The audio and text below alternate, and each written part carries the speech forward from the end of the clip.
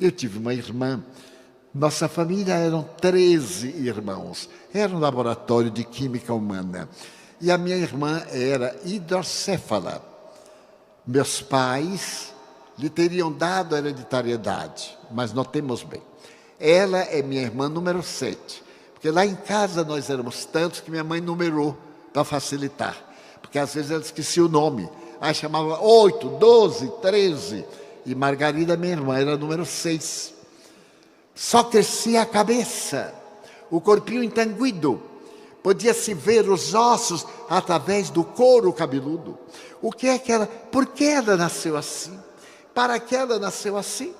Porque ela nunca falou, nunca raciocinou, nunca escutou, nunca ouviu. Então era aquele monstro, aquela aberração. Por quê? Se dirá, não, Deus castigando os pais. Ué, como é que eu castigo uma pessoa batendo noutra? De maneira nenhuma. É que ela era uma ex-suicida. Atirou-se sob as rodas, talvez, de uma locomotiva e esmigalhou a cabeça ou crânio. Ela retorna despedaçada para poder ficar no cárcere, sem grades, e recuperar-se. Porque ela morre e volta agora na figura de minha irmã número 13, ou melhor, número 12. A minha irmã número 12 era a própria Margarida, que se lembrava daquele período. E minha mãe nos contava, porque eu não conheci, porque eu sou o número 13, o número da sorte. Quando minha mãe me concebeu, ela já estava com os albores da menopausa, 42, 43 anos. E aí eu bati na porta apressado, eu sou apressadinho, e o médico da época disse, dona Ana, a senhora não pode ter esse filho. A senhora já teve 3 abortos naturais, 12 filhos, está muito magra, era magrinha, era baixinha. E mulher magra e baixa é um terror, não morre nunca. A gordona saudável, e pouco tempo. E você terá que abortar, porque seu filho vai lhe matar. Ela disse, doutor, mas é da lei divina. Matar o meu filho, nunca. E se negou a me abortar. E eu nasci ainda antes do tempo. E eu sou de 8 meses. E olha, se eu fosse de 9, talvez eu estivesse até com 98 anos. Mas, então, esta mulher suportou tudo isto. E como eu devo a essa mulher? 91 anos que ela ia cortar da minha vida. Daí os espíritas somos contrários totalmente ao aborto criminoso. Ninguém tem o direito de interromper a vida, já que ninguém é o autor. Nós somos meios pelos quais a vida se manifesta. Então, eu me pergunto, eu sou lúcido? Aos 91 anos, eu sou lúcido. Tenho uma memória excelente. O primo Alzheimer já tentou chegar perto de mim. Eu disse para ele, calma, vá atrás de uma cabeça preguiçosa. A minha é muito ativa. E então aqui estou aos 91 anos, graças ao estoicismo daquela mulher a quem amo infinitamente. A minha irmã, que se suicidou, ela o fez no dia 11 de novembro de 1939. Eu tinha 12 anos de idade, morava em Feira de Santana e ela suicidou-se em Ilhéus. Eu me lembro de quando recebemos o telegrama. Minha mãe era analfabeta, fui eu quem leu.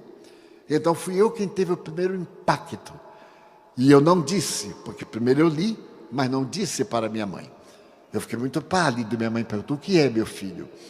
Eu disse, é que Nair está muito doente, está muito mal. Aí minha mãe pegou o papel, olhou, mas ela não sabia ler. E eu imaginei o choque que ela ia ter. Por fim, eu disse assim, ela já morreu. Minha mãe disse, mas como morreu? Ela estava tão bem. Eu disse, ela suicidou. Aí minha mãe encostou na parede e nunca mais ela sorriu. De dor, de angústia. Porque o suicida produz isso naqueles que o amam. E então, eu pude experimentar este golpe, e era seu irmão último, ela me amava muito, nós nos amávamos, e eu vi a covardia de quem foge. Quer dizer que a pessoa se ama a si egoisticamente, não resiste um choque e não lembra de nós que o amamos? Como é que pode ser tão egoísta? Lembre de nós, se alguém lhe rejeitou, lembre de que ele ama. Se você tem um desafio, amanhã ele resolve. Quantas vezes os meus dramas de vida ou morte resolveram-se no dia seguinte. E eu agradeci a Deus ter resistido à noite tempestuosa. Pois bem, minha mãe me diz, Nair vai reencarnar-se. Minha mãe estava desencarnada já fazia 18 anos, em 1990. E me disse, meu filho, ela vem com as marcas do suicídio. Eu perguntei, e eu vou conhecê-la? Vai. Mas não trate de corrigir. Ela terá que cumprir a sua prova. Nós temos um lar de crianças. Nós educamos mais de 680 crianças abandonadas, jogadas na lata do lixo e etc. E hoje nós temos 3.515 crianças na nossa rede escolar, desde a creche ao ensino médio que inauguramos há 2 semanas. E então isso para mim foi um trauma muito grande. E durante muito tempo eu pensei, quando eu tiver um problema, eu me suicido. E eu tive um problema. O meu primeiro emprego foi no mês de agosto de 1945. A Grande Guerra havia terminado. E eu era funcionário da Sul América, companhia de seguros. Quando o gerente me chamou e disse, olha, a companhia está enxugando o quadro. Estamos saindo da guerra e estamos despedindo os funcionários mais novos. E você é o mais novo. Eu tinha 13 dias. Então nós estamos despedindo. Lamentamos muito. E com toda a gentileza, eu era muito jovem, 18 anos. O gerente me disse, você é muito jovem. Não considere isto um fracasso, mas eu considerei. Porque eu tinha vindo do interior para triunfar na capital. Os meus sonhos rasgaram num pedaço de papel. Estava muito comum as pessoas atirarem-se do elevador Lacerda, que é o edifício que liga a cidade baixa à cidade alta, com 90 metros de altura. Eu agradeci, passei no caixa, recebi o salário de 13 dias, sentei em minha máquina e fiz uma carta de despedida.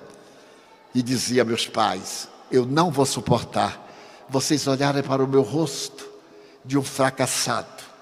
Então a morte é a melhor coisa para mim. E fiz uma carta dolorosa, ninguém tem culpa, etc.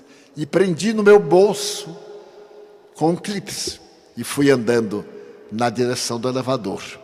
Mas é uma hipnose do espírito mau. E eu fui assim olhando o chão, sobre o elevador, havia um parapeito de onde as pessoas se atiravam. Depois amoralharam. Então eu pus as mãos para saltar. E quando eu ia saltar, eu vi a minha irmã vir flutuando, o rosto deformado, e ela dizia assim, não faça isto, louco, ninguém morre louco. Eu tive um choque tão grande que desmaiei para trás. Porque se desmaiasse para frente, seria um pseudo-suicídio. Quando acordei, eu estava no lugar com uma lâmpada muito forte, as pessoas de branco. Eu era muito ingênuo, era quase estúpido. Eu pensei que estava no reino dos céus, eu era muito católico. Aí eu perguntei assim, estou no reino dos céus? A resposta que deram, eu vi que era no inferno, porque não tinha nada a ver com o reino dos céus. Então eu havia sobrevivido. E aí com o espiritismo eu fui aprender as 2 forças telúricas, uma que me queria destruir e a outra que me queria ajudar. O espírito do mal, que é exatamente, desse-lhe o nome que se quiser, essa força telúrica, que filosoficamente nós chamamos o mal, e o espírito do bem, do amor, da misericórdia. Durante toda a minha vida, eu me dediquei a falar a respeito do suicídio, em todas as minhas conferências quase. Pois bem, mas o que foi notável, a minha mãe dizer, Nair vai voltar, e você vai conhecê-la. Eu estava trabalhando, quando o porteiro me chamou e disse, Tio Edivaldo, tem um caso aqui à porta, lamentável. Eu desci correndo e estava uma mulher afro, baiana, trêmula, com algo na mão, coberto por um pano muito sujo. E então ela estava muito pálida, suava, e me disse: não deixe a minha filha morrer. Ela está morrendo à fome. Eu sou catadora de lixo, mas não consigo nada. Então mandaram aqui para o senhor não deixar ela morrer.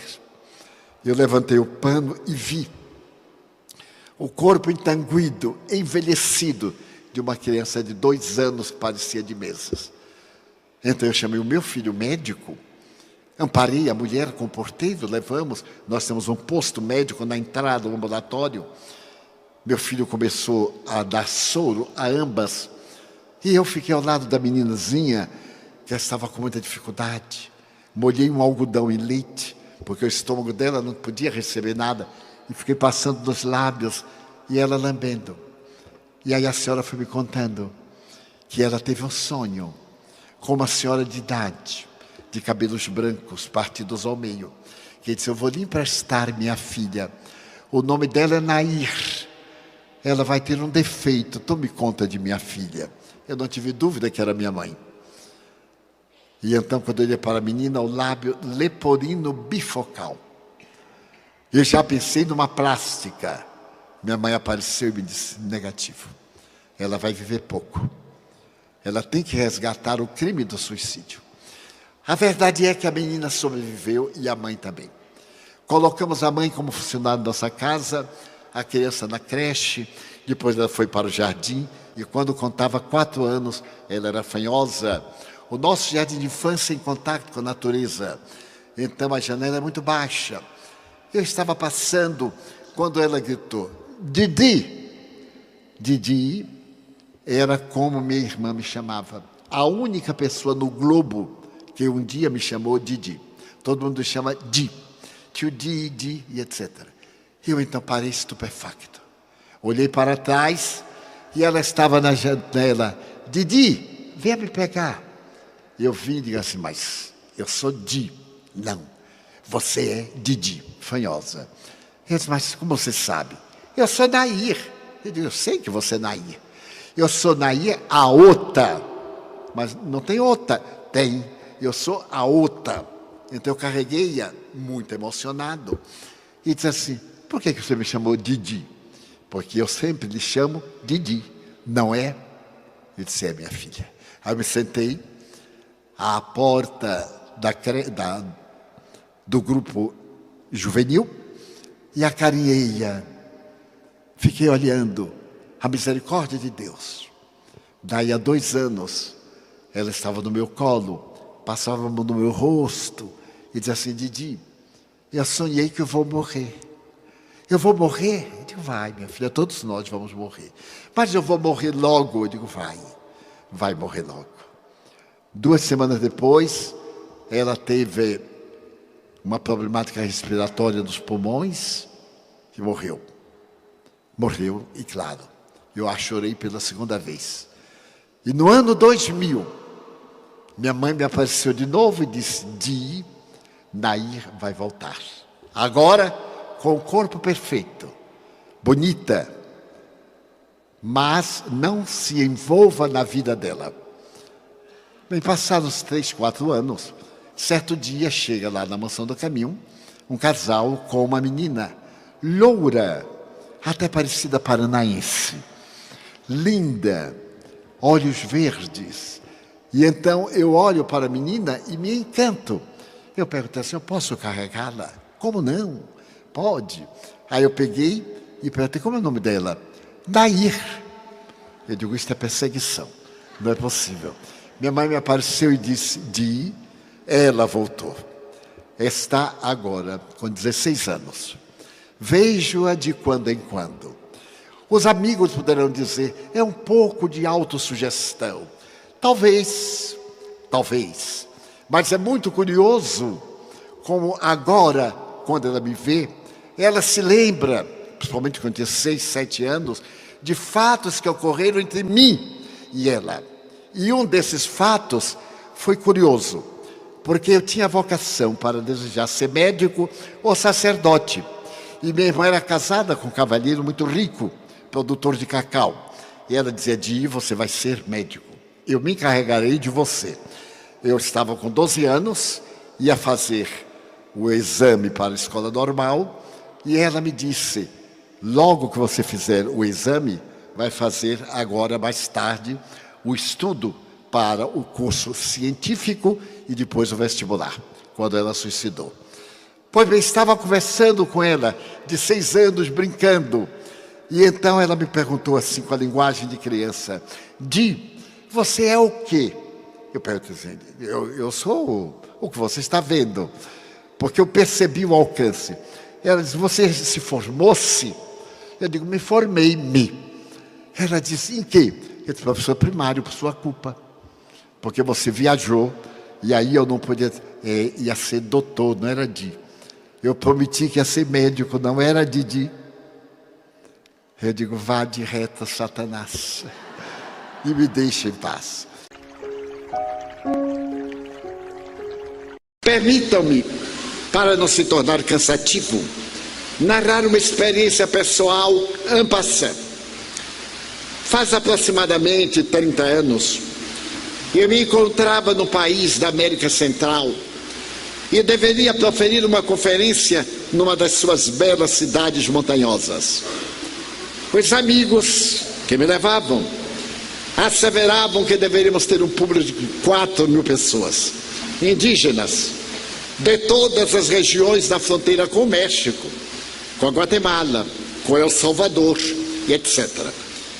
E no dia em que nós fomos, fizemos uma viagem muito bela de automóvel até a cidade, e veio uma tempestade como esta que nós tivemos.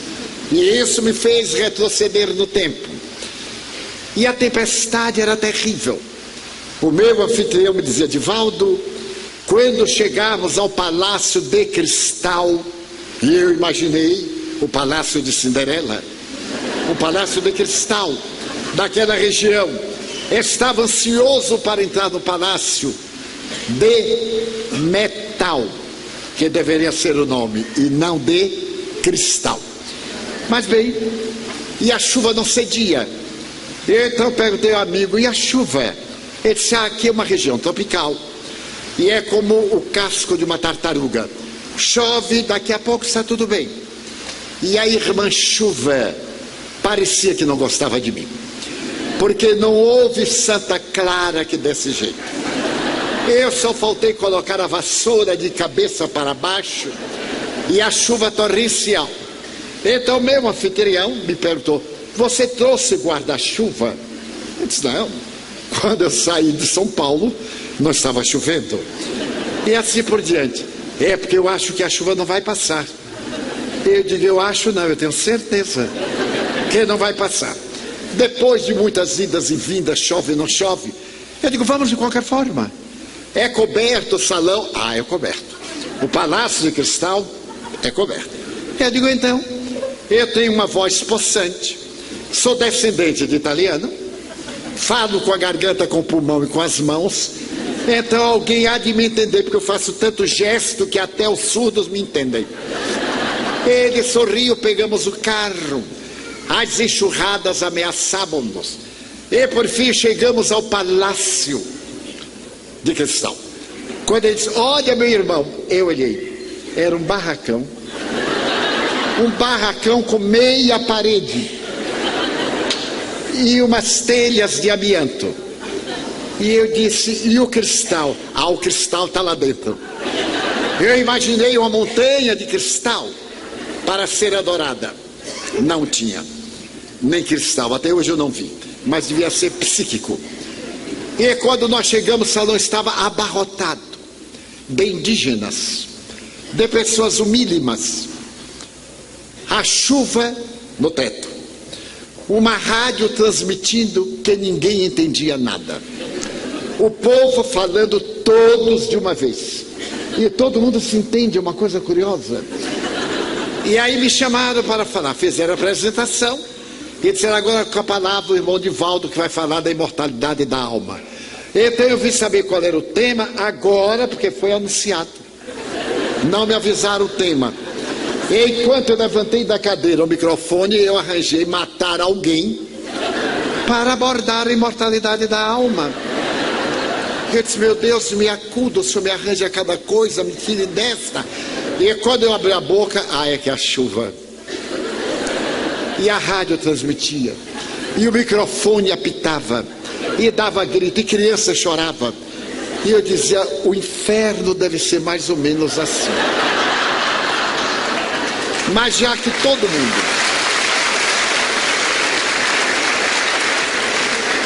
todo mundo estava desequilibrado, eu me desequilibrei também. E continuei falando. Então aconteceu uma coisa miraculosa. Faltou luz. Um raio caiu lá em qualquer lugar. Faltou luz, interrompeu rádio, eletricidade, microfone. E eu disse, graças a Deus. Minhas preces foram ouvidas. E aí me sentei. E o meu anfitrião disse, aqui sempre falta luz. Tenha um pouquinho de paciência. Eu digo, não, eu estou com paciência, Pai Nosso, que não volte nunca mais. Por fim voltou a luz. Voltou a luz. E ele se aproximou do super microfone e disse, agora o irmão Divaldo vai continuar de onde parou. Eu não tinha a menor ideia de onde havia parado. Mas eu levantei. E na vinda eu digo, meu Deus, lá vou eu. E quando eu cheguei junto ao microfone, aquele ambiente de expectativa, aquelas pessoas humílimas, que não falam espanhol, alguns apenas, que falam o seu dialeto local. Eu então olhei e tive uma visão psíquica. Lá na parte terminal, eu vi uma entidade veneranda, vestindo uma calça longa, o tórax sem qualquer indumentária, uma pluma presa ao cabelo. E ele de lá me disse, fale sobre mim. Eu sou o Deus Huracan, que eles respeitam. E eu lhe vou contar a minha história para que você lhes conte. E então eu mudei de atitude, concentrei-me. O Espírito deu uma ascensão e formou uma enorme cruz em luz, chovendo pétalas e flores miúdas, como fogos de artifício de São João. O auditório estava impactado e eu também. E aí comecei a contar a história do Deus Huracan, até o momento quando dezenas de entidades soberanas adentraram-se para aplicar a bioenergia naquela gente humilde. E os focos de luz, como se fossem verdadeiros reflexos de estrelas, iluminavam a sala sem eletricidade agora, porque se canalizou tudo para o rádio e para o microfone. E eu, tomado de grande emoção, percebi o Huracan, o seu Deus simbólico, esse arquétipo, e terminei. Ao terminar, semi-mediunizado, eles aplaudiram com uma unção que me levou às lágrimas. Eu me preparava para sentar, quando veio um jovem indígena e me perguntou assim, você é o enviado do Senhor? Eu disse, não, meu filho, eu venho proferir uma conferência, falar do Deus Huracan. Porque a minha avó é xamã, ela é médium, e ela recebeu uma mensagem de Huracan, dizendo que viéssemos escutar o enviado do Senhor. Ela está ali, é paralítica. Nós a trouxemos no animal, eu a conduzi, ela não fala espanhol. E então ela quer saber se o senhor é o enviado daquele chefe nosso. Eu perguntei, qual é a condição para ser o enviado do Senhor? Fazer uma cura. Eu disse, eu não sou nem o enviado, nem o esquecido. Porque como é que eu fazer uma cura? Mas uma cura a quem? Aquele rapaz que está ali. Eu tinha notado que no palco se encontrava um rapaz um tanto retorcido, mas não me deu maior preocupação. Eu disse, como é que eu tenho que fazer? dizer para ele levantar-se e andar. Eu digo, ele está brincando. Mas eu não tenho a faculdade de curas. Expliquei-lhe numa linguagem bem singela. Mas se você é o enviado do Senhor, terá que fazer isso para nós vermos. E chamou a senhora que veio trazida por um grupo da Taba. Eu me aproximei do rapaz, sou um homem de fé, mas não a este ponto. E eu perguntei, o que é que você tem? Paralisia. Se ainda fosse gripe. Mas paralisia. Eu disse, meu Deus, o que será de mim? E todos me olhando. E o enviado não sabia o que fazer. Mas observando o paciente, notei que ele era um obsidiado. Não era uma paralisia orgânica. Era um tipo de paralisia que eu também tive quando morreu meu irmão e eu fiquei impossibilitado de andar, o que me traria mais tarde o espiritismo ao tomar um passe e ser curado na hora. Então eu me recordei e percebi a entidade perversa que zombava de todos nós. Então eu perguntei ao rapazinho, você crê em Deus? No Deus Huracan. Eu digo, então, em nome do Deus Huracan, que é o representante do Pai Celestial, eu ordeno, saia dele, em nome de Jesus Cristo, e ande. Por pouco a dúvida não me perturbou, mas no momento eu tinha certeza. Então eu vi o rapaz ter uma convulsão, como se fosse uma crise epileptiforme, começou a babar, a debater-se, quiseram ajudar, eu digo, não toca. E daí uns 3 a 5 minutos, ele entrou no estado de languidez, distendeu as pernas, levantou-se e andou. Quase que eu caí. Quando ele ficou em pé, eu perguntei, mas você era paralítico mesmo? Sim, senhor. Ele disse, então ande. E ele deu os passos oscilantes. E aí veio a senhora e me disse, é o representante do Senhor. Eu perguntei, mas como a senhora sabe? Porque o representante do Senhor traz a estrela do amor na alma.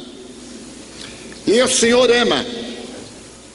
E a estrela do amor se apresenta como caridade. O Senhor não teve medo de fracassar. Então nós o respeitaremos a partir deste momento.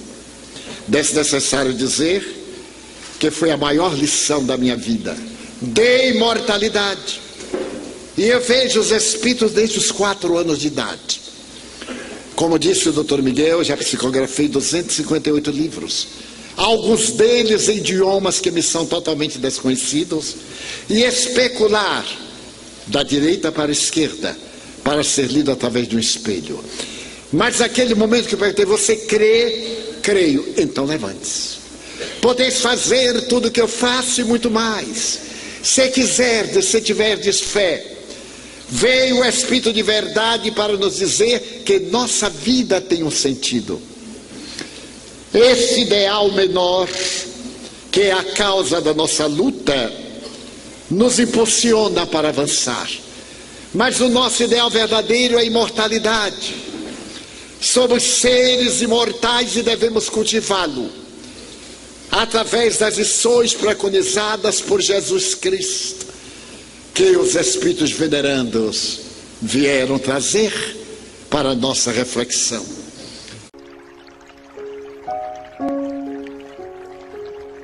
Senhoras, senhores, votos de muita paz para todos nós. Há alguns anos, nós fazíamos um atendimento às pessoas de maneira diferente da atualidade. É natural que cada época nos adaptemos às suas exigências. Naquela época, nós atendíamos depois da reunião, porque as pessoas ouviam as palestras e aqueles que tinham problemas mais agudos ou necessidade de uma palavra amiga permaneciam e nós atendíamos até a madrugada, tranquilamente, e vivíamos num clima de muita afetividade cristã. Porém, a época mudou, as dificuldades tornaram-se mais graves, transferimos-nos da Barão de Cotegipe, na calçada, para aqui. Ficou um pouco mais difícil a distância, o risco de qualquer movimento à noite. Então, nós atendemos aos necessitados espirituais e amigos antes da reunião. Fazemos aquela fila, se alguém deseja um autógrafo ou uma fotografia, qualquer coisa, porque agora a moda é a fotografia. Então, fazemos esta fila, porque facilita, é uma oportunidade de atender aos amigos, um momento de diálogo, e quando se trata de um problema mais sério, uma questão que exige tempo, marcamos outra hora, tomamos uma providência compatível. Mas, naquele tempo, aconteceram-nos também os casos mais interessantes de nossa atual existência, porque nós terminávamos às vezes 3 da manhã, e era lá na calçada, tínhamos que vir para aqui, chegávamos muito tarde, e 6 horas tínhamos que estar preparando-nos para o expediente, que eu era funcionário público, e saía daqui, sem condução, para a cidade. Numa dessas vezes, eu já estava terminando, eram 2 horas da manhã, eu me lembro bem, e havia poucas pessoas. Os amigos que ficavam trabalhando na tesouraria, alguns que ficavam esperando para fazermos o lanche.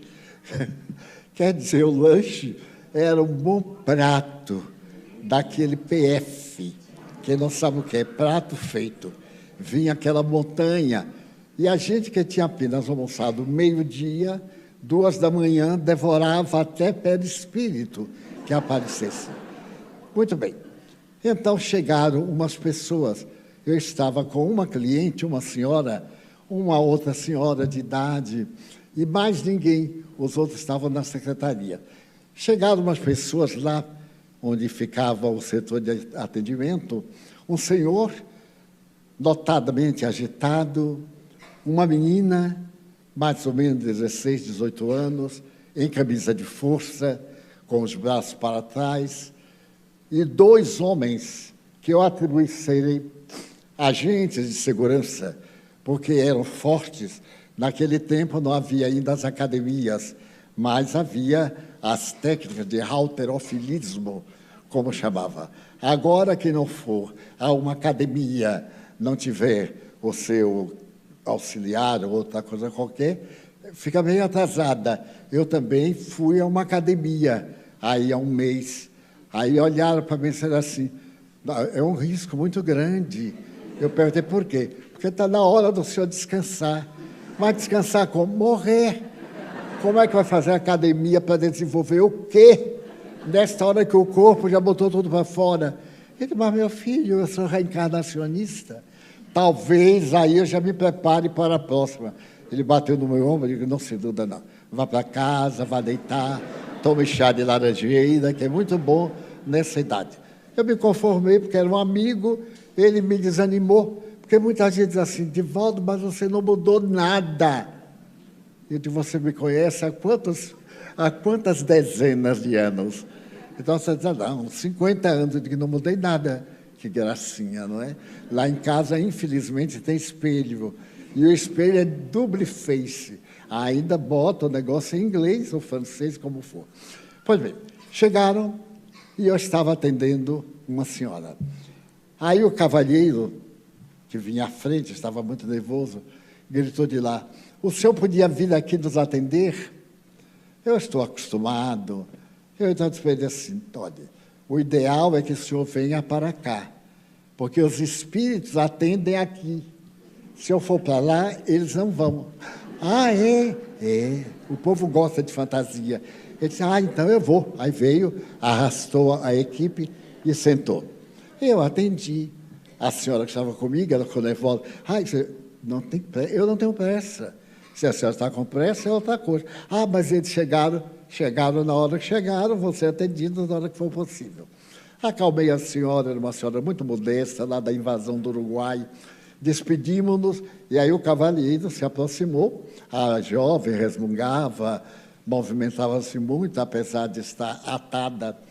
E então ele disse assim: o senhor é o Divaldo? Eu digo: sou.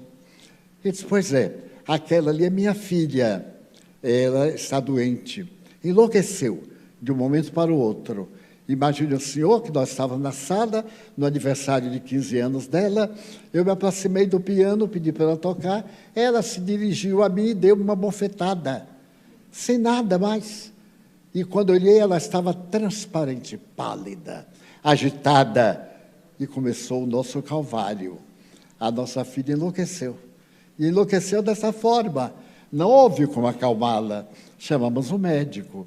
Ele providenciou acalmá-la através de injeção. E no dia seguinte, ele sugeriu que nós internássemos numa casa psiquiátrica. Naquele tempo havia 2 casas muito conhecidas, uma delas na Lapinha. E então internamos e ela está com o diagnóstico de esquizofrenia.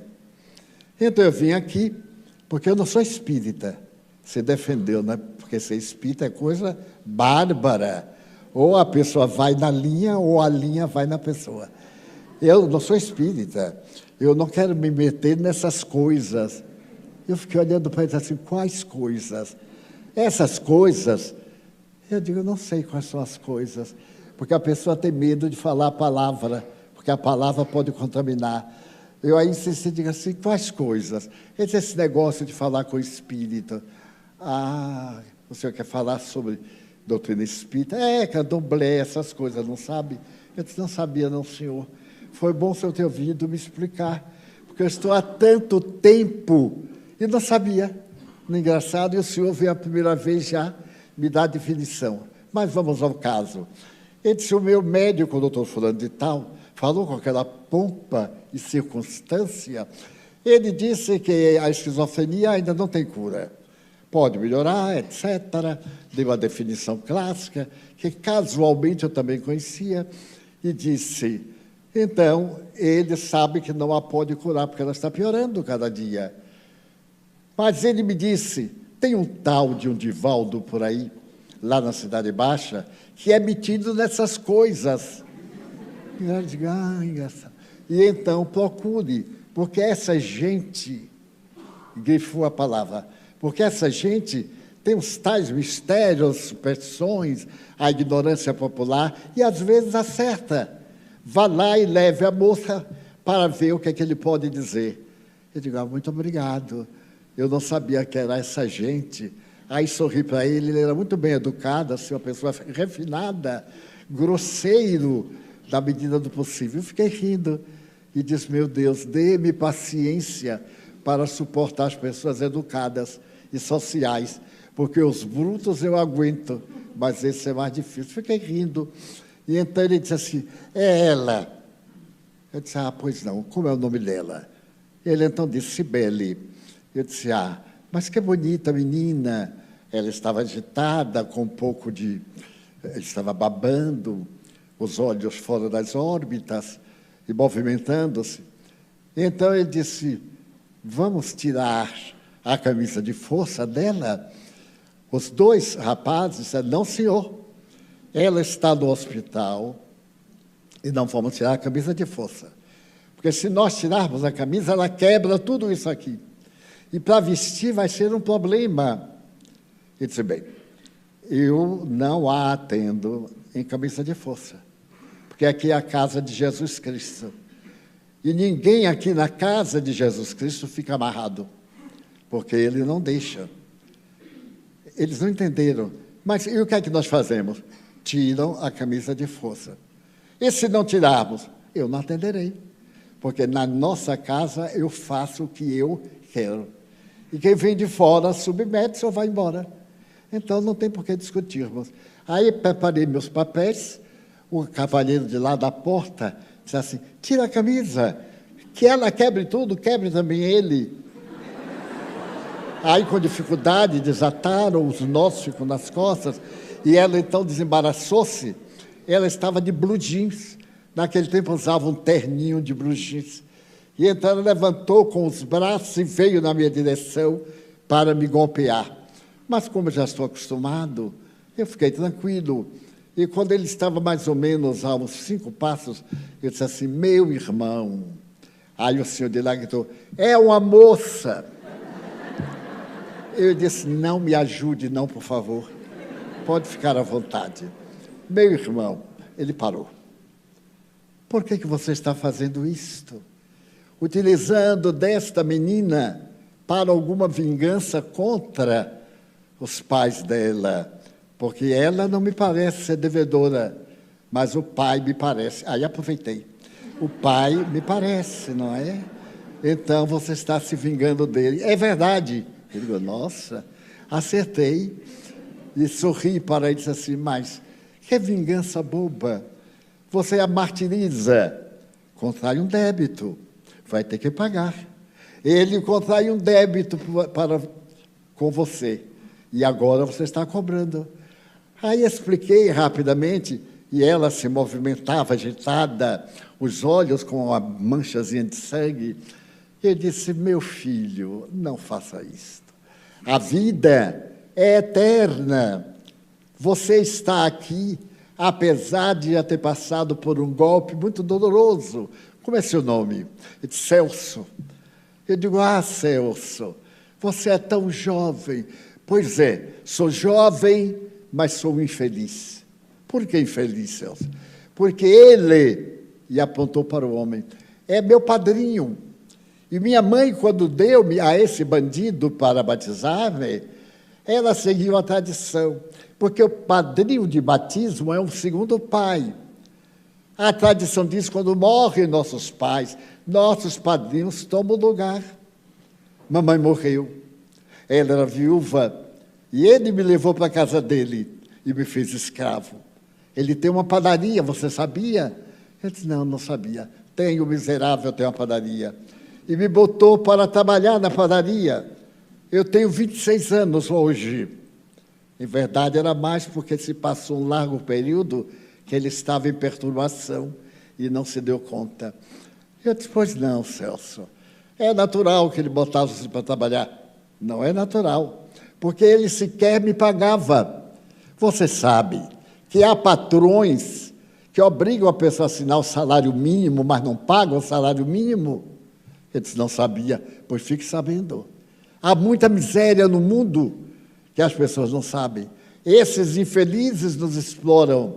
E um dia nós tivemos uma discussão, eu avancei para esbofeteá-lo, senti uma dor no peito, caí e não me lembro de mais nada. Aquela dor terrível.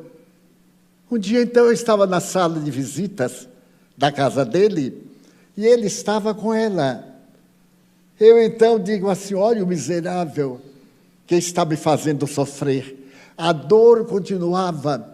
Eu, então, me aproximei para dar-lhe a bofetada. Mas, antes de chegar até ele, ela me atraiu. Eu não entendi nada. É como um imã atraindo uma peça de ferro. Aquilo me atraía e eu me bati nela. E ela, então, se encorajou e eu queria bater-lhe. Ela, então, se aproximou e deu-lhe uma bofetada. Aí eu fiquei contente, porque ela poderia me ajudar. Ele respondeu com outra bofetada e nós nos engalfinhamos na luta. Então me aplicaram uma injeção, ela dormiu, eu também dormi.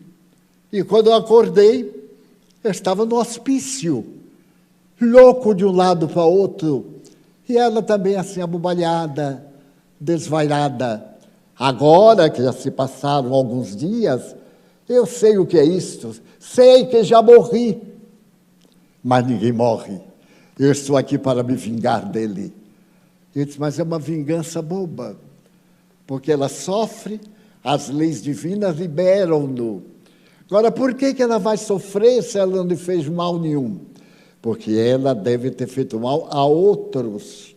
E as leis não são individualistas. Nós desorganizamos as leis universais e reorganizamos-las, desde que nós restauremos o bem, recuperemos aqueles a quem fizemos o mal. Nós nos sintamos quites e Deus nos libera. Ele disse, não estou entendendo nada. Eu digo, não se preocupe, vamos conversar um pouco. Você foi morar na casa dele porque sua mãe desencarnou, morreu? Ele disse, foi. Eu digo, ela está morta há quanto tempo? Ele parou e disse, eu não sei esse negócio de tempo. Eu disse, calcule algo, alguma festa, alguma coisa. Ele se lembrou da festa da Conceição da Praia. E eu sei, eu sou ex-católico, que era o dia 8 de dezembro. Aí eu calculei, ele deveria estar desencarnado há uns 8 anos. E agora foi o momento em que ele despertou para a realidade.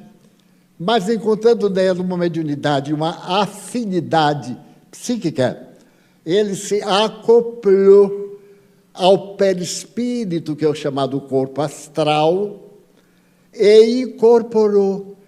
E esteve manipulando-a através de um fenômeno de telepatia e de ação corporal. Chamamos a esse fenômeno psicofonia, fenômeno da palavra através do psiquismo. E então, eu estou aqui, mas sem notícias de mamãe.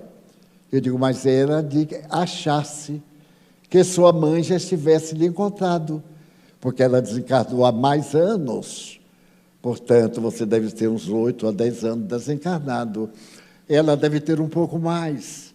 Nesse momento, eu vi entrar uma senhora desencarnada, como se fosse um ser humano. Ela entrou, chegou junto a mim e me disse assim, salve meu filho, ajude meu Celso. Eu me senti comovido com aquela senhora humilde, bem modesta, chorando e pedindo pelo filho. A ternura das mães é incomparável. Eu disse, Celso, vamos então tentar encontrar sua mãe. Você sabe orar, rezar? Eu disse, sei, todo mundo sabe rezar. Quando eu era pequeno, minha mãe me botava entre as pernas e me ensinava o Padre Nosso. Eu digo, eu também, minha mãe me ensinou. Então vamos rezar o Padre Nosso, para você poder sair dessa faixa. Você já viu o rádio? A gente mexe aquele ponteirozinho e muda de estação. A gente muda de faixa vibratória. Tudo vibra em faixas próprias. Então você está numa faixa, digamos, abaixo de 0. E mamãe está numa faixa 20 acima de 0. Você precisa subir para facilitar o intercâmbio. E ela ao meu lado. Então eu disse, repita comigo, Pai Nosso, que estás nos céus. De repente ele estava aqui ao lado direito, a mãe aqui a esse lado.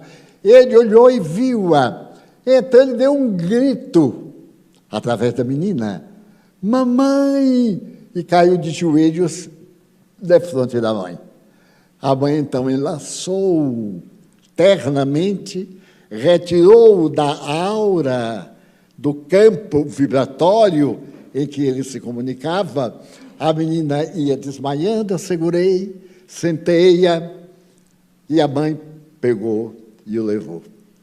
A menina despertou, assim aturdida, dementada, e viu o pai. O pai, então, se aproximou e ela perguntou, papai, aonde estamos? E ele disse, está na casa de um amigo, minha filha. Aqui é parte do hospital. Então, tiraram você do hospital para ficar aqui uns dias conosco. Você esteve doentezinha, não é? Ela disse, eu senti um desmaio e não me lembro de nada que aconteceu nesses dias. Eu digo, é natural, mas isso passa. Você vai poder dormir hoje, sem tomar remédio. E disse aos enfermeiros, não deem remédio a ela hoje. Eles ficaram me olhando desconfiados. E então, acariciei-lhe a cabeça e disse, Cibele, seja bem-vinda, minha filha. Você conhece Jesus? Conversei um pouquinho. Ela tinha poucas ideias. A ideia, normalmente, que tem alguns religiosos, Jesus está lá, Quando morrer, a gente dá um jeito. E eu estou cá. Essas ideias imperfeitas que os religiosos não preocupam de explicar às pessoas. A gente nasce, vive, desencarna, sem saber de muita coisa da realidade da encarnação. E então eu disse para ela, você agora vai ter que rezar muito, pedir a proteção de Jesus, pedir a proteção de Maria Santíssima. E ela disse, estou com tanto medo, estou com frio. Eu disse, é assim mesmo. E o pai disse, e agora, seu Divaldo, ela já está boa. Eu disse, não, senhor, não se fica bom por passe de mágica. O espírito que a atormentava, seu inimigo, fiz questão de frisar, foi afastado para que ela possa ter repouso. Depois ele vai voltar e vai continuar cobrando a dívida. O dinheiro que o senhor não pagou a ele, apesar de ter assinado um contrato de pagar o salário mínimo. Não, mas isso todo mundo faz. Eu digo, a gente vai discutir isso depois. Agora é sua filha. E eu olhei para aquele Sovina, assim com aquela ternura de quem deseja esganar, com ternura, com bondade. Ele então disse, e agora? Eu disse, agora, se eu fosse, eu levava para casa, porque ela está melhor. E o que é que eu faço no hospital? Eu digo, eu não sei. O senhor vai ao hospital, conta o que se passou aqui e leva para casa. Eu contar o que se passou aqui? O senhor está doido? Eles não vão acreditar em mim. Eu disse, é problema do seu caráter e do deles. O senhor está pedindo uma opinião. Mas, senhor Divaldo, ela já está boa, ela está normal. Olha aí a minha filha, olha a Cibele. Eu disse, ela está melhorzinha, não é Si. Aí já chamei eternamente de Si. Engraçado que ela era chamada de Cipe da família. Ela sorriu, morena, linda, bem baiana, bem linda como todos nós baianos. E então, ele disse, quer dizer que eu levo para casa. E os enfermeiros, eu digo, manda embora, ou manda eles ficarem aí, não tem problema, não, aqui a casa é pública, podem ficar aí. Achei muita graça que o enfermeiro, que ficou com a camisa de força, ele balançava-se na mão e disse assim, seu Edivaldo, engraçado, todo mundo me chama Edivaldo. Mesmo a gente começando, Edivaldo para lá, eu já acho lindo ter dois nomes, mas em Portugal me chamo Givaldo. É o meu terceiro nome. E quando diz assim, ô Givaldo, eu digo, Divaldo. Sim, Givaldo. Bom, então, ele disse, senhor Givaldo, senhor Edivaldo, o que é que eu vou dizer? Eu digo, você conta, meu filho, o que viu aqui. Mas se eu disser isso, eu é que vou ficar lá, porque eles não vão acreditar. Eu digo, o que você quer que eu fale? Para mim foi o que aconteceu. Agora, se ela está boa ou não está boa, já é outro capítulo. Leva e mostra que ela está melhor, pelo menos. Vai ser muito complicado. Eu digo, vocês resolvam, porque já são 3 horas, e eu ainda vou para o Pau da Lima, para poder me deitar, tem uns amigos esperando. E o pai perguntou assim, e eu, o que é que eu faço? Eu digo, se lhe interessar, o senhor volte, porque é só o começo. E o começo de uma tempestade. Aí foram só os trovões, os relâmpagos, a chuva vai chegar. Ele disse, voltar como? Ele disse, da forma que o senhor veio, volta. Não tem nada de mistério. Voltar é retornar ao lugar onde você esteve. Ele, muito pomposo, ele disse assim, não sei. Eu digo, também não sei. Agora, se o senhor voltar, não devidamente esclarecido como estou tentando, vai ser muito pior. E não venha mais tarde, porque não me envolverei. Eles saíram. E o homem arrogante, e ela muito desfalecida, debilitada, aliás, ele amparou-a muito bem com ternura. Isso foi no sábado. Na terça-feira, estávamos na reunião, e ele chegou um pouco mais tarde. Então, estava ele acompanhado de uma senhora, que eu atribuí ser sua esposa, de Cibele, e dos enfermeiros. Sentaram lá pelo fundo, era nosso centro anterior, e quando terminou a sessão, ele chegou. A mãe estava demonstrando sofrimento, pálida, magra, triste, o sofrimento de ter acompanhado a filha. Ela viveu a dor da filha. Então ela chegou e disse assim: muito obrigado por ter atendido a minha filhinha. A menina ficou sentada. Eu tenho sempre alguns livros da codificação de Kardec para dar. Também alguns de nossa mediunidade. E quem não tem livro, eu ofereço, para ter uma ideia do que é o Espiritismo. Eu olhei para ela e disse assim: eu vou lhe dar um livro que vai lhe restituir a paz. O Evangelho segundo o Espiritismo. Apanhei um, fiz um autógrafo dele com muito carinho. Toda vez que a senhora estiver aflita, abra. O livro é um amigo silencioso para as horas difíceis da existência nossa. Abra, leia, e se lhe agradar, vá lendo até o fim, que vai lhe fazer muito bem. Ela aceitou o livro e ele me disse: e para mim vai dar algum? Eu digo: vou dar, sim, senhor. O Livro dos Espíritos é um livro de filosofia. O senhor me parece um homem culto. Não, era curto, ao invés de culto, questão de uma letra. Então o senhor vai ler para entender essas coisas. E para esse momento, vou lhe esclarecer que aqui é uma instituição espírita, é uma entidade civil, como mandam as leis brasileiras, em que nós estudamos uma filosofia de libertação das nossas paixões, da nossa inferioridade, e atendemos aos espíritos infelizes, como nós aqui da Terra. Então já fica sabendo o senhor que não é nem candomblé, nem coisa de pobre, nem africano, nem nada. É uma doutrina filosófica, de raízes científicas, porque tem uma explicação científica para entender tudo isto. E quem recomenda Jesus, veja bem, é cristã. Ele me olhou e eu dei o Livro dos Espíritos, mas não autografei, não. Não precisava. E ele disse: e agora o que é que fazemos? Agora vamos começar o atendimento. Fomos a uma saleta, eu apliquei um passe em Cibele, Celso apareceu, mas não incorporou, e eu disse: agora, minha filha, você fica vindo. Nós temos sessões 3 vezes por semana. Você com seus pais escolhem um dia para poderem ir entendendo, para entrarem nesse raciocínio nosso, que é um pouco diferente do raciocínio comum. E é fácil de absorver. Primeiro, faça o bem. Não importa como. Não é difícil. Ela disse: não, senhor. Não desejo mal a ninguém. Nada. E para você, eu vou lhe dar esse livro, O Principiante Espírita, para você ver o que é. Vá tendo e vem. Eles passaram a frequentar. Passaram a frequentar. Uns 3 meses depois, os espíritos me autorizaram levá-la à sessão mediúnica. A sessão mediúnica é reservada a pessoas que entendem dos fenômenos, que compreendem como é que se operam as manifestações, qual é a finalidade precípua do Espiritismo, e que têm interesse em ajudar os desencarnados. Eles ainda não estavam nesse grau, nessa condição, mas convidamos, porque era necessário que ela ouvisse a comunicação dele através de outro médium.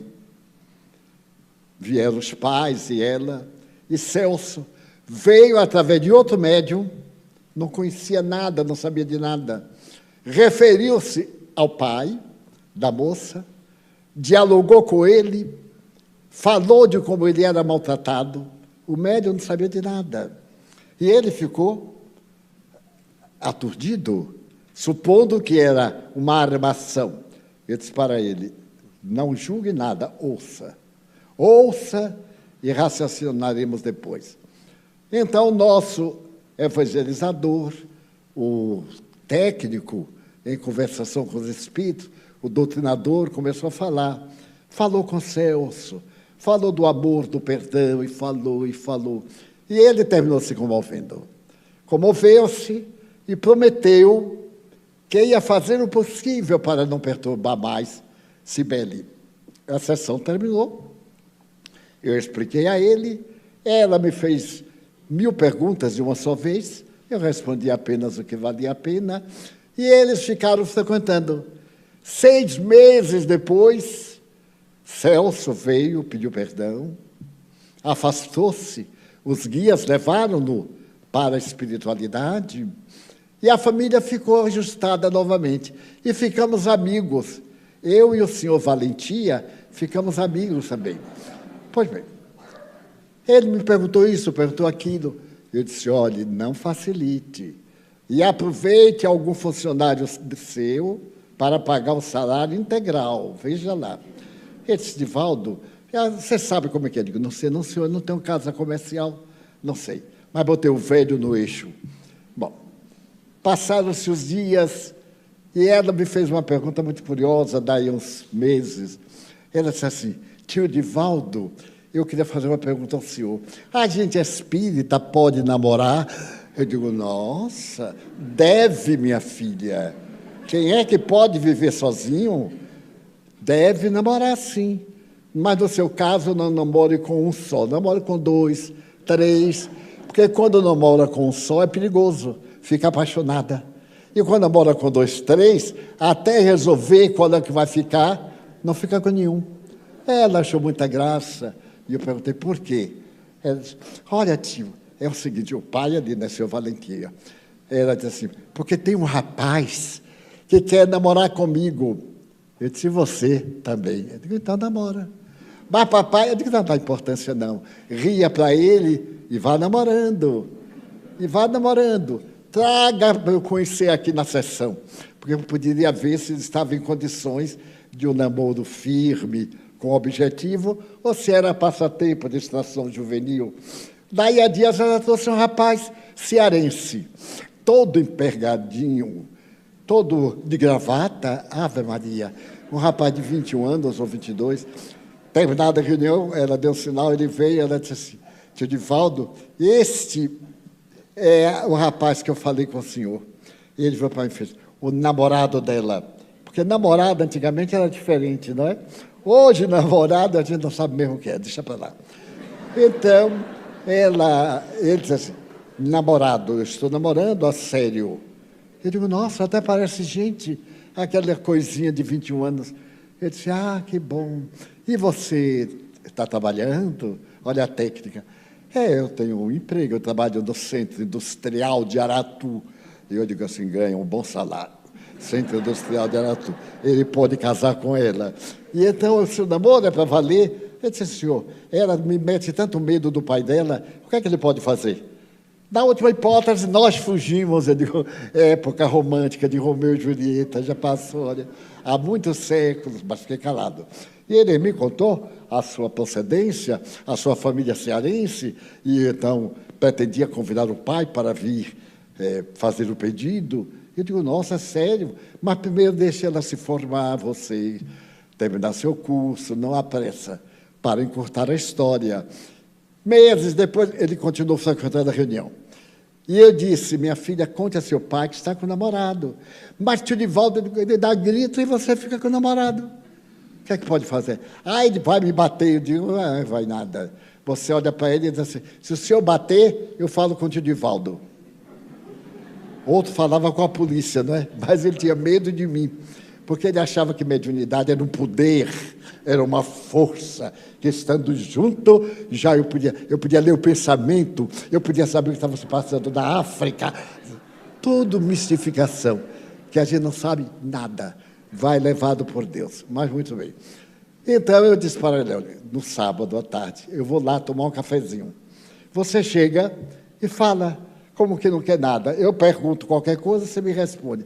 E, tio Divaldo, eu já estou gelado. Eu digo, pode ficar gelado até sábado. No sábado eu fui, mas que bom, você veio tomar um café. Pois não, tal. E ela chegou e disse assim, tio, que bom o senhor aqui. Se eu soubesse que o senhor vinha, eu tinha falado com o Fernando. Ele, qual Fernando, o seu namorado? O homem esbugalhou os olhos, como se tivesse visto um ET. Ele olhou para ela e falou assim, o quê? Namorado? Você está com o namorado? Eu digo, E você quer que ela esteja com quem? Com Nossa Senhora da Boa Hora? Não, está na hora, 16 anos, daqui a pouco está velha. De 16 para 30 é um salto. E quando chegar nos 30, Não é nada fácil. Lembre do barricão. Naquela época tinha um tal barricão.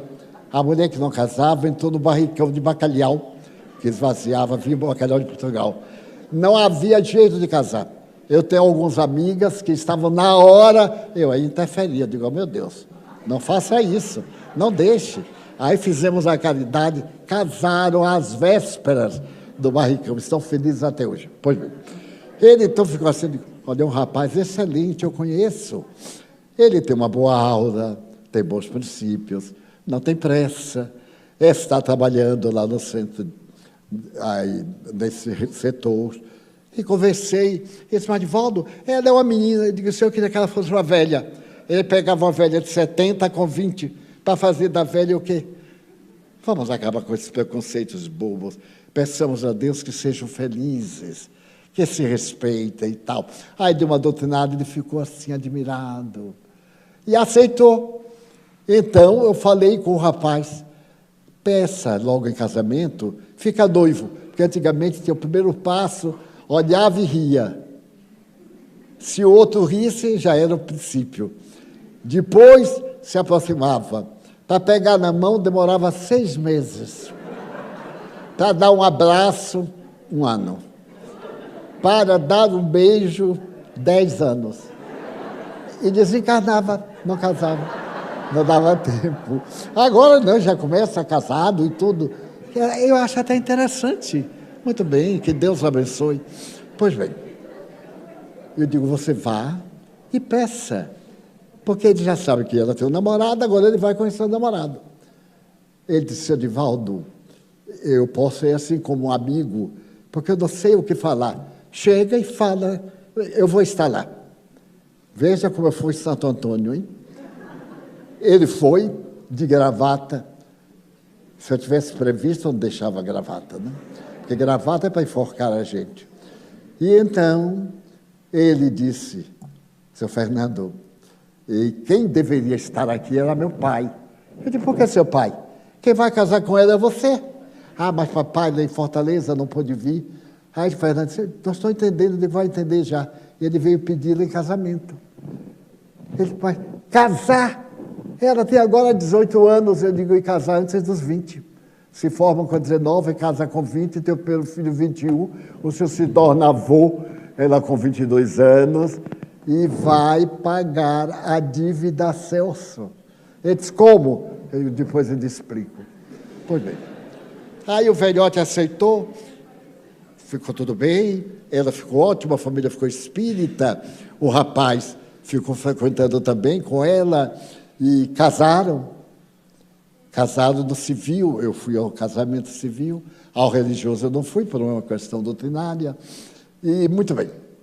Nesse ínterim, ela me chegou um dia e disse assim, tio Divaldo, eu acho, eu digo, está grávida, pode ter certeza, porque eu vi, e vi que era Celso quem ia reencarnar. Eu digo, opa, eu quero ver este cobrador com o devedor juntos, né? Pois bem, veio a gestação, e aí eu recebo um telefonema, 1 da madrugada, eu estava atendendo, o telefone me chama, Divaldo, você tem que passar aqui na Climério de Oliveira. Era uma maternidade. Ele disse, mas o que você está falando? Fernando, a menina teve filho, um rapazinho, Divaldo, você tem que viver meu neto. Eu disse, por que eu tenho que ver? É 1 hora, seja que hora for, você vai passar por aqui com o Nilson para conhecer meu neto. Eu disse, tá bem, tá bem. Lá para as 2h30, saímos daqui, fomos à maternidade, e o homem estava com uma garrafa de champanhe. E disse aqui, nós vamos comemorar. Eu disse, não, o senhor me desculpe, mas eu nem licor de São João eu tomo.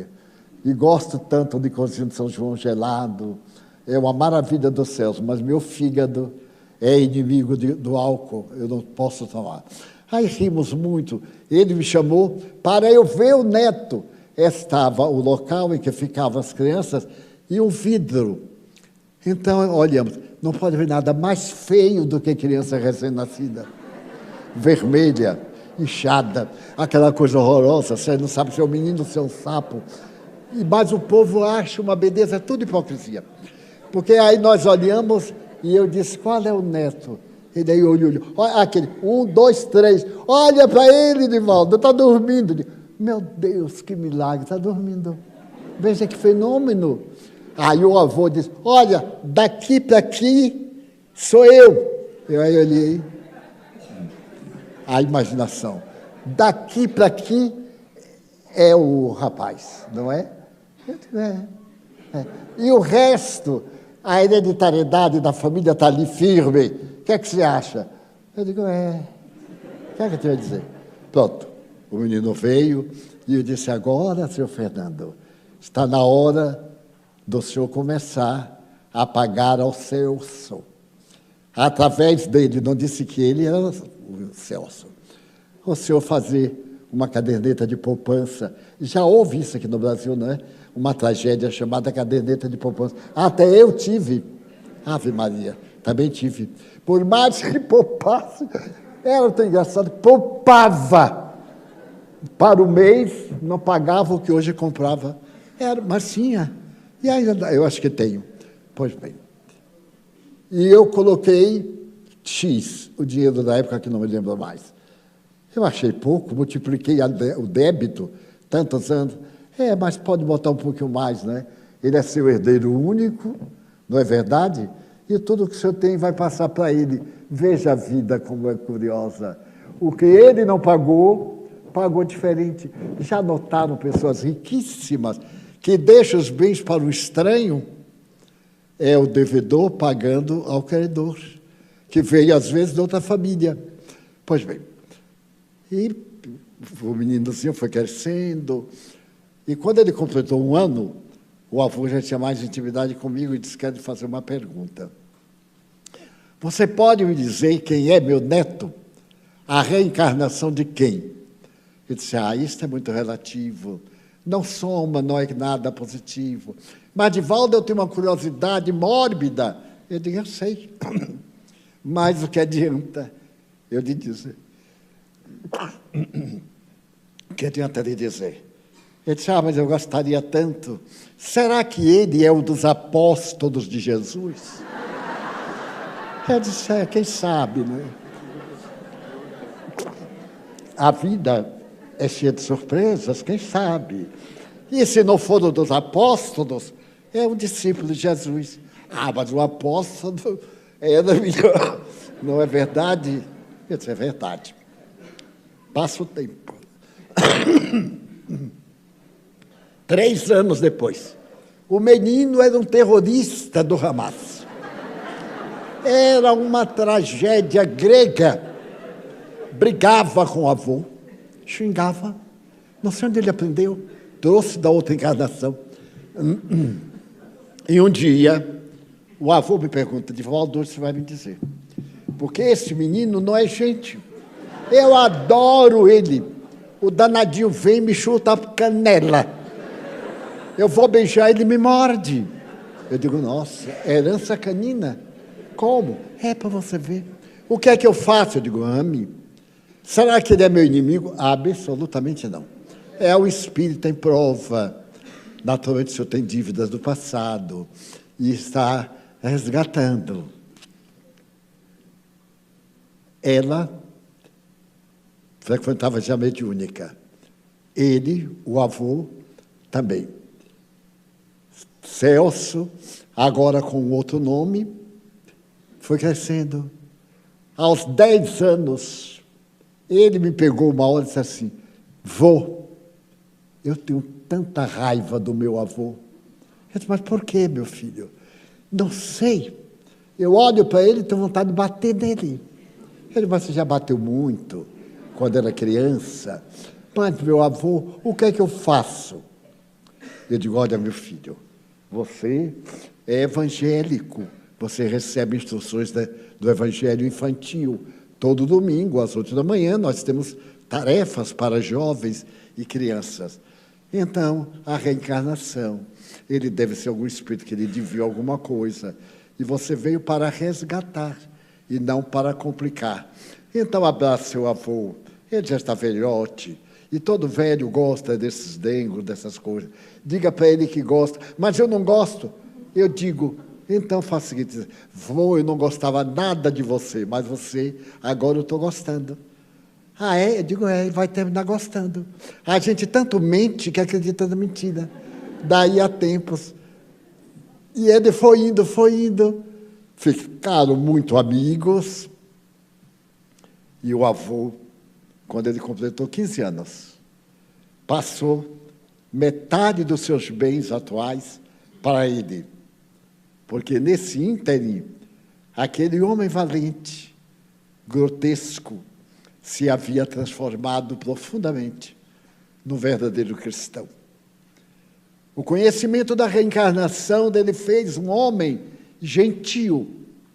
Bom, eu terminei por dizer-lhe, quando o menino já era um rapazinho, eu digo, esse afeto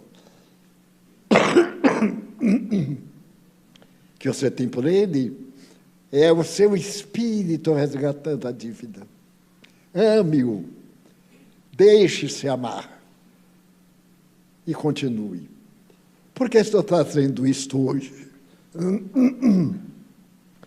Porque ele desencarnou há uma semana. E somente agora eu soube hoje da sua desencarnação. E o avô, que está aqui me ouvindo, me pediu para que contasse a história de que eu participei, pessoal, vivamente, acompanhei por mais de 20 anos. Então, todo o bem que a gente faz, ou todo o mal, é para a gente mesmo. O Espiritismo nos ensina que o sentido da vida é amar. Que a melhor maneira de ser feliz é amar, perdoando àqueles que nos ofendem e fazendo-lhes todo o bem.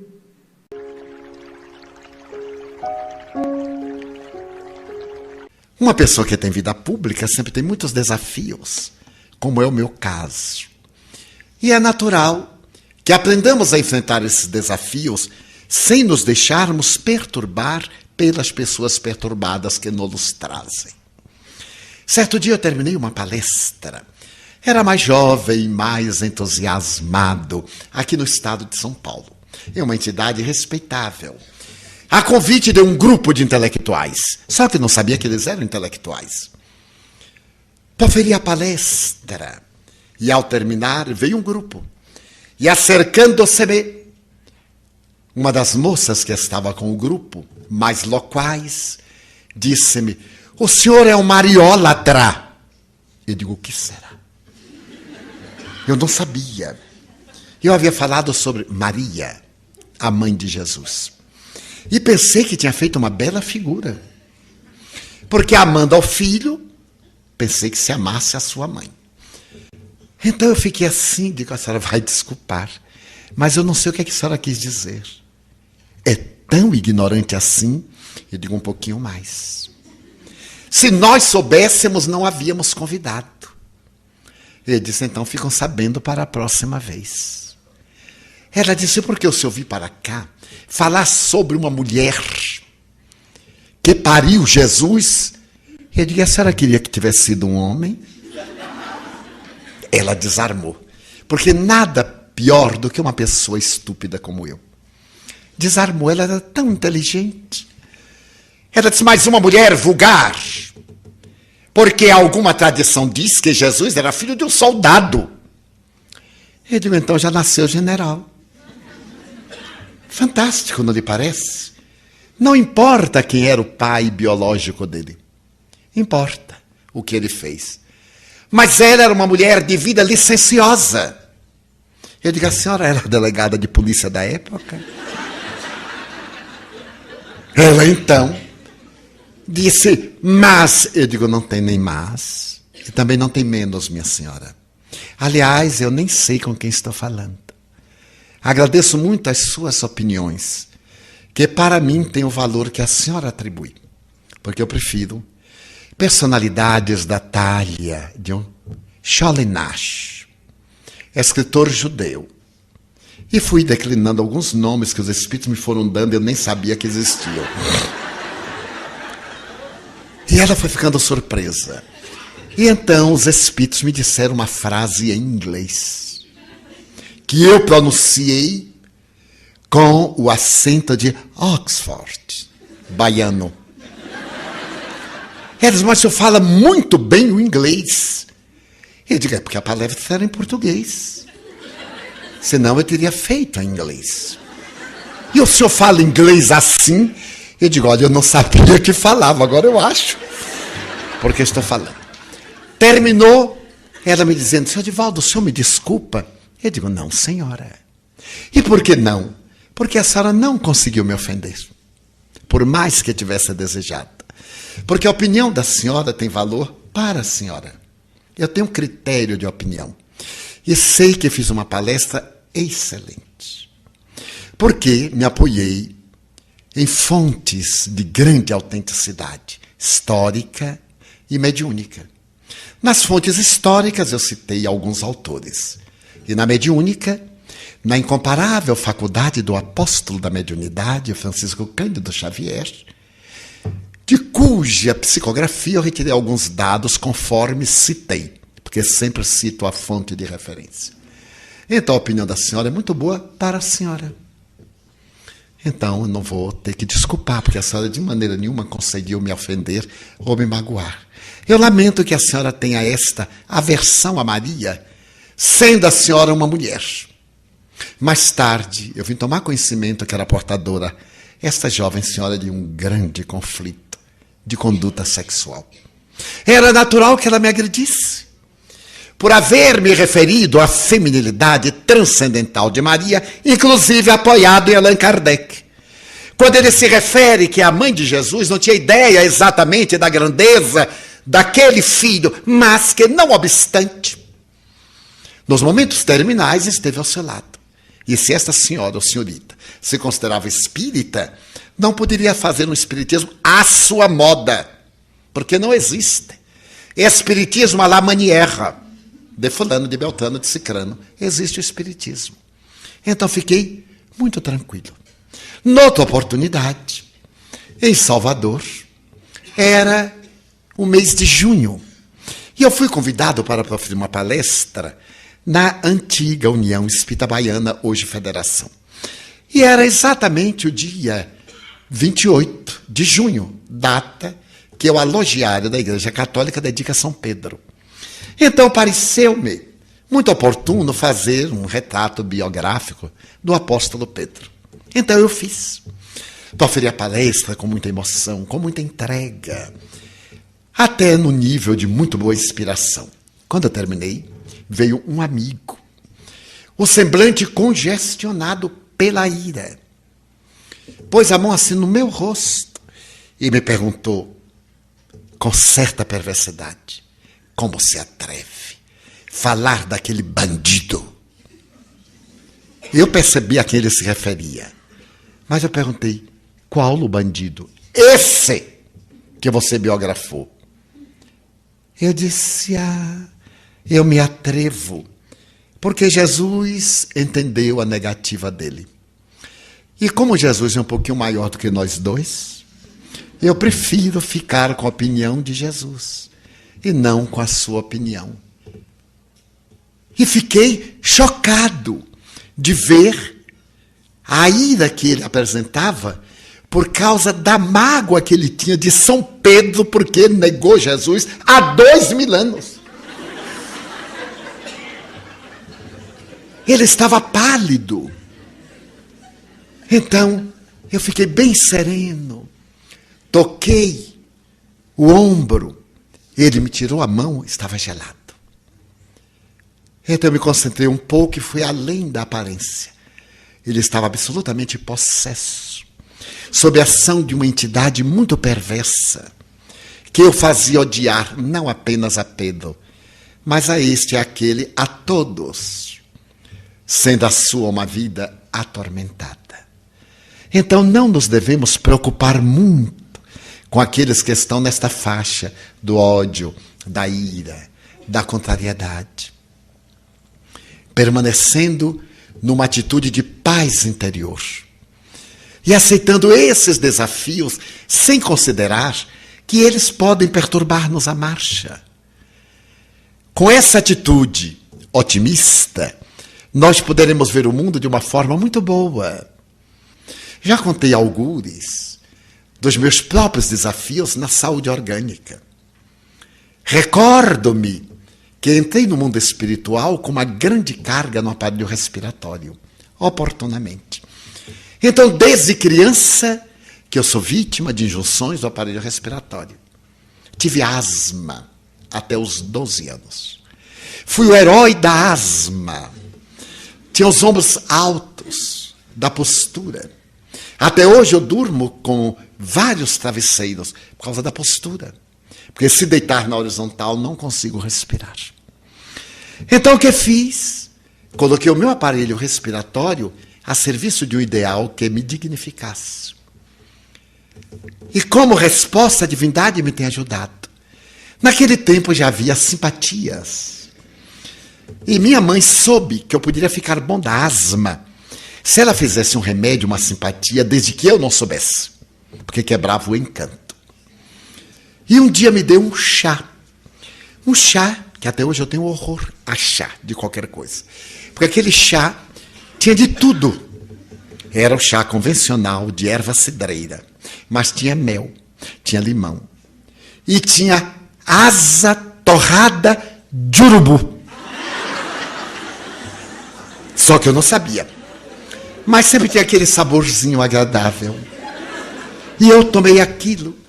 E me causava náuseas. Então eu eliminava e retomava. Quanto mais eliminava, mais tomava outro. Porque tinha que ficar algo no estômago. Quase que morri da terapêutica. Por desidratação. Então eu dizia assim, olha, ele ficou bom da asma.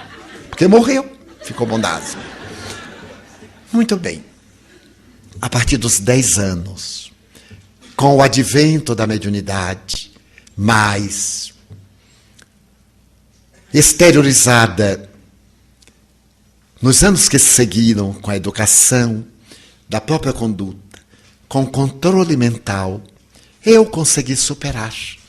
Mas como eu trazia no perispírito várias razões daquela entrada no mundo espiritual de uma forma infeliz, naturalmente brônquios, pulmão, ficaram com as suas deficiências.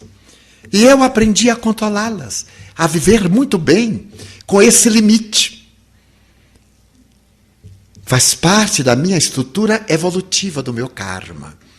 E os bons amigos espirituais me dizem, converta as suas dificuldades em bênçãos para você mesmo. Quando eu tive um problema cardíaco e fiquei por vários meses com angina pectoris, que dói mais do que cálculo renal quando está atravessando as várias vias urinárias, eu ia fazer palestra, ia proferir, e quando respirava fundo, tinha a sensação de que estava rasgando. Então eu tinha um esgar. A pessoa pensava que eu estava rindo. Não, era o esgar da dor. E se alguém perguntava, mas Divaldo, você sente alguma coisa? Não, nada. Para não inspirar compaixão. Porque a compaixão é uma descarga vibratória perturbadora. Não pode haver nada pior do que, coitado, eu infeliz. De jeito nenhum. Que bom, que boa resistência. São ondas positivas. E ao largo do tempo, consegui superar. Um dia, na Vila dos Pássaros Pretos, em Uberaba, estando ao lado do Chico, ele, com o jeito mineiro peculiar, depois de ler o Evangelho, me pediu para interpretar, ele colocou discretamente o Evangelho na boca, ou à boca, e me perguntou, é verdade que você está casado? Eu disse, não, Chico, mas eu soube que está. Eu digo, não tem fundamento, mas eu sei que você está. Ele digo, se o Chico está dizendo, vai ver que eu casei mesmo. Porque se o Chico diz, aconteceu. Aí eu fiquei assim, disse, vai ver, não é? Ele disse, meu filho, como eu. Só que você está casado e é monógamo. E eu sou bígamo. Então eu percebi que ele estava brincando. Eu disse, mas Chico, e você é casado? Sou, meu filho. Com 2 mulheres terríveis. Dona Angina e Dona Catarata. Quando Dona Catarata me aperta, eu digo, calma, calma. Mas quando as 2 resolvem apertar, eu digo, só Deus. Porque uma de cima para baixo, a outra de baixo para cima. A única saída é a prece. Você como é que faz quando Dona Angina começa a gritar? Eu digo, acalme aí, porque eu lhe sou fiel. Portanto, você resista, porque eu vou ficar livre de você. Ele riu muito e disse que bom, não é, meu filho? Ninguém pode nos acusar de que não encontramos ninguém para fazer parte do nosso destino. Ambos estamos casados. Mas depois Dona Angina me abandonou. Claro, eu não sinto nenhuma saudade. E espero que não volte mais. Graças a esse recurso valioso que é o controle mental. Que tanto as doutrinas psíquicas nos recomendam. Mas quando por acaso torna-se necessária a ajuda médica, eu uso periodicamente uma substância para me diminuir as secreções. Cada 6 meses eu então uso e melhoro fantasticamente. À medida que o efeito da substância vai diminuindo, voltam os problemas. Mas não posso usar com muita frequência, porque os prejuízos orgânicos que a substância produz são muito grandes. Então eu tenho que optar entre a secreção e uma osteoporose. Então eu digo assim, bom, um pouquinho de secreção até dá charme. E osteoporose eu não poderei me movimentar. O nosso destino é ser feliz. Problemas, desafios, dores, ingratidões, traições, dificuldades são acidentes de percurso. Todos aqui estamos. Possivelmente ninguém perguntou como você veio, como chegou. É importante que aqui estamos. E será importante que atinjamos a nossa meta secundária, a forma como nós venhamos a atingi-la. Só há desafios porque estamos encarnados.